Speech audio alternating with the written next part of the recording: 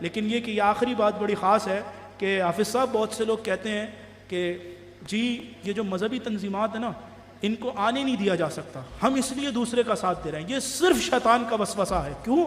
اس لیے کہ اگر حضور علیہ الصلوۃ والسلام بدریوں کو یہ کہہ دیتے کہ تم 313 ہو، تم سامنے مت جاؤ، ان کے وہ سپر پاورز ہیں اور آپ تو 313 ہیں، آقا نے یہ نہیں فرمایا، حضور نے فرمایا ہمارا کام میدان میں نکلنا ہے، مدد کرنا رب کا کام ہے، 313 کو غالب کرنا رب کا کام ہے۔ اور کیا ہوا؟ آج دھرنے پہ نکلے اور اعلان کر دیا 7 دن کی وارننگ دے کر جا رہا ہوں۔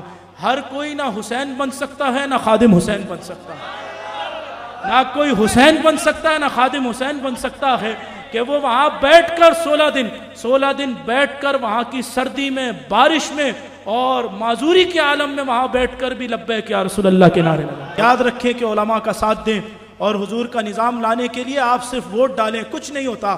میں علامہ خادم حسین رضوی صاحب رحمۃ اللہ تعالیٰ علیہ کے ساتھ سکھر کے جلسے میں تھا، حضرت نے کمال بات ارشاد فرمائی۔ حضرت نے تقریر کی اور کیونکہ حضرت کا اپنا انداز تھا، آپ نے ووٹ کے حوالے سے تقریر کی، آخر میں ارشاد فرمایا کہ حضور کے نام پر پرچی دو، اور مجھے خوشی جب ہوگی کہ کل جب سکھر والے اٹھیں اور اٹھ کر یہ کہیں کہ یار وہ جو مولانا آیا تھا اس نے بڑی عجیب و غریب بات کی، حضور کے نام پہ پرچی دے دو۔